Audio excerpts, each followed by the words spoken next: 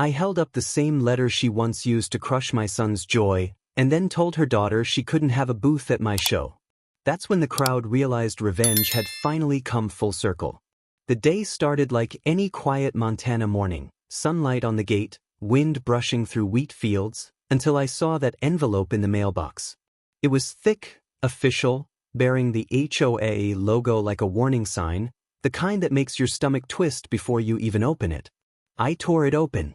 Words jumped at me, violation of community aesthetics. I blinked twice, thinking it was some mix-up, until I saw the photo attached. My son's drawing of a smiling fish, hanging proudly on our ranch gate, was labeled offensive visual clutter. My breath froze in my chest. Tommy had drawn it after our fishing trip last week, crayon lines crooked, colors bright, pure joy captured by tiny hands still sticky from Esmores. He'd been so proud. "Look, Dad. It's our lake fish with a cowboy hat," he'd said, taping it proudly where everyone could see. "Before we go on, please, where are you watching from and what time is it right now? I want to see how many families, parents, and neighbors are feeling this story across the country tonight. Your comment helps this message reach more people who've faced unfair HOA rules too." Now, that same art was turned into evidence against us. I felt anger stir like thunder behind calm clouds. Tommy ran to me, eyes wide. "Did they like it, Dad?" His voice was hopeful, fragile, like glass. I couldn't tell him the truth. "Not yet. They just want to talk about it, buddy," I lied, holding the paper tighter. That night, as he fell asleep clutching his crayons, I whispered to the dark, someone would pay for breaking his joy. Marlene Green, our HOA president, believed beauty meant control. She wasn't born cruel, but power made her wear cruelty like perfume.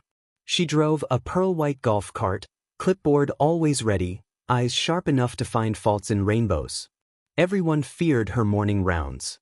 I'd seen her yell at kids for sidewalk chalk drawings, call lawns disturbing for being too natural, even fine a neighbor for mismatched mailbox paint. But this was personal. She had mocked my son's art. That crossed a line deeper than property boundaries or bylaws could measure. I walked to her house, letter in hand. Her door opened before I could knock. "Mr. Hensley," she smiled, syrup sweet. "Something wrong?" "Yes," I said, showing her the letter. "My boy's fish drawing. You said it ruined aesthetics." She blinked, feigning innocence. "Well, Benjamin, rules are rules. We can't have unapproved displays cluttering the neighborhood." She adjusted her pearl necklace. "That wasn't clutter," I said. "It was pride." My voice shook. "A 7-year-old's heart."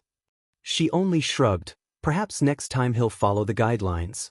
I left, fists clenched, pulse pounding. My son's heart had been stepped on by polished shoes of authority. As I walked home, I swore silently, someday, somehow, she'd feel that same sting of helplessness. Days passed, but Tommy stopped drawing. His crayons gathered dust, colors fading beneath silence thicker than Montana fog.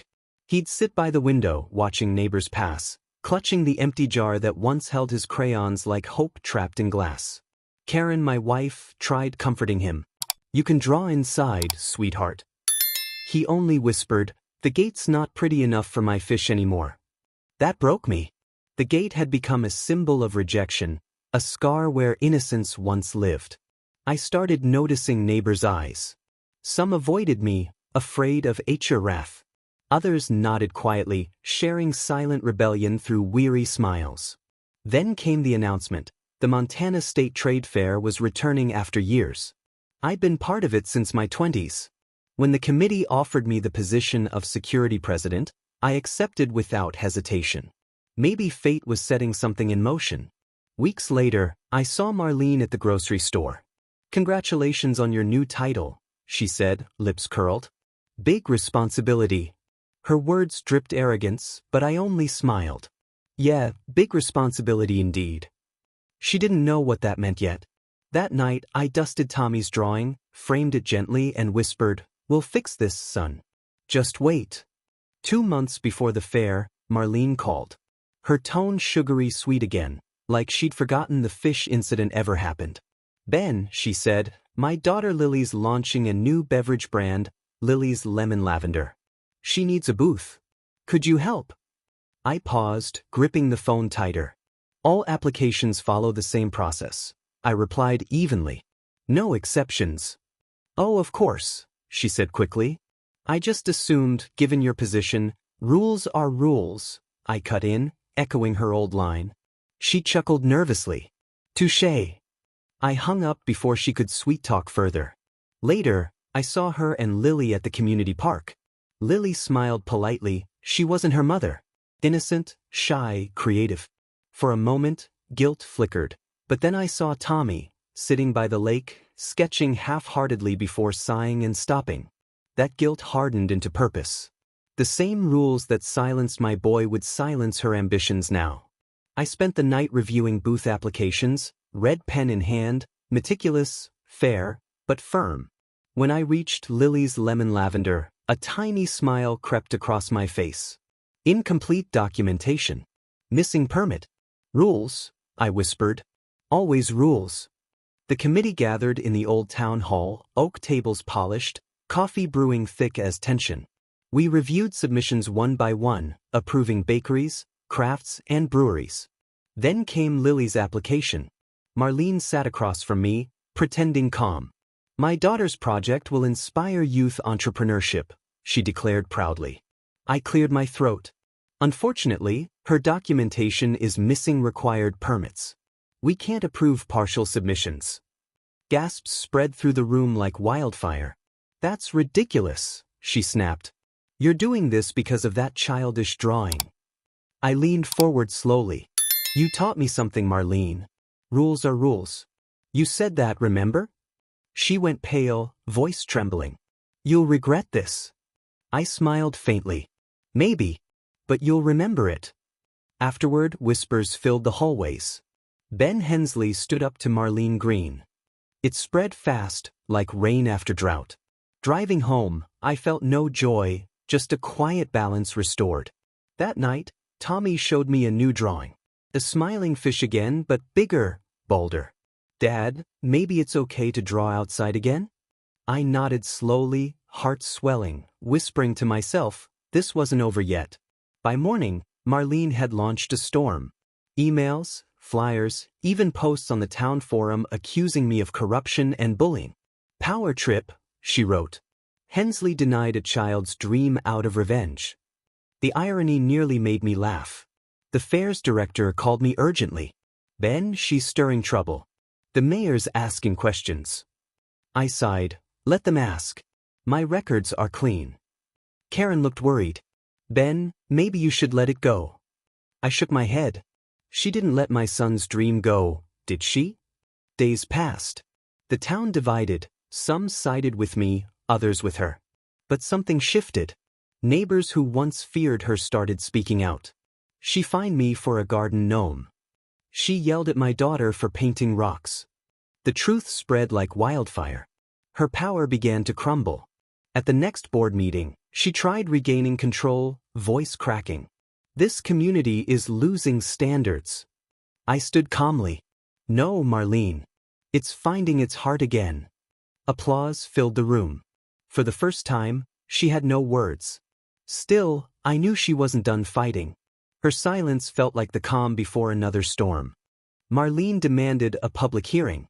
The town showed up, packed shoulder to shoulder, faces glowing with curiosity and quiet vengeance. She stood on stage, tears ready. I'm being punished unfairly, she began, voice trembling dramatically. This is about personal revenge, not fairness. Then she pointed at me. This man humiliated my daughter. I walked to the podium slowly, holding a single sheet, the violation letter. This, I said, raising it high, is what humiliation looks like. Gasps echoed through the hall as I read her words aloud. Ruined community aesthetics. I turned toward the crowd. She said that about a child's drawing. My child. The room went silent. Even Lily looked away, embarrassed. Marlene shouted, that's ancient history. I met her gaze. So are your rules. But they still hurt people today. The board whispered among themselves, finally ruling, no misconduct found. Booth rejection upheld. The audience erupted. Some clapped, some cheered. Marlene stood frozen. Her empire had fallen under her own rules. As I left the hall, I felt lighter, but unfinished. Something deeper still waited for closure. The fair opened under golden skies, laughter spilling from every booth, scent of barbecue thick in the air. I patrolled the grounds in uniform, badge shining, pride heavier than guilt. Tommy held my hand, eyes bright again. "Dad, it's so big," he said. I smiled. "Yeah, buddy. It's even bigger when you earn it." Then I saw her, Marlene, walking with Lily, face pale but chin high, pretending dignity still mattered. Lily smiled shyly, holding a small tray of drinks. "Free samples, anyone?" she asked quietly. No one stopped. Her booth area was empty. She'd been denied the stand, but she tried setting up on the side anyway. Security approached, unsure. I nodded. Let her hand out samples. Just not inside official space. Marlene glared, realizing mercy was now mine to give. That night, as fireworks lit the Montana sky, Tommy whispered, "Dad, the fish drawing looks like those fireworks." I looked toward the stars, smiling. The rebellion wasn't about hate, it was about healing. The fair ended, leaving behind laughter, dust, and new beginnings. Marlene resigned from the HOA to focus on family. The town breathed easier, like chains finally broken. Neighbors painted fences bright colors. Kids drew chalk rainbows on sidewalks again. Beauty returned, real beauty, not printed regulations. Tommy's art teacher called, asking permission to display his fish drawing at the county gallery. I said yes immediately, tears welling. That night, Marlene left a note on my truck windshield. "You win. I hope it was worth it." I didn't respond. Some lessons only echo in silence. Karen hugged me. "You didn't just fight her, Ben. You changed this place."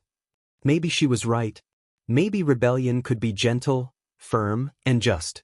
Tommy ran out holding a new drawing, a bigger fish with the words, "For Dad," scrawled across the bottom. I smiled, whispering, "That's worth everything."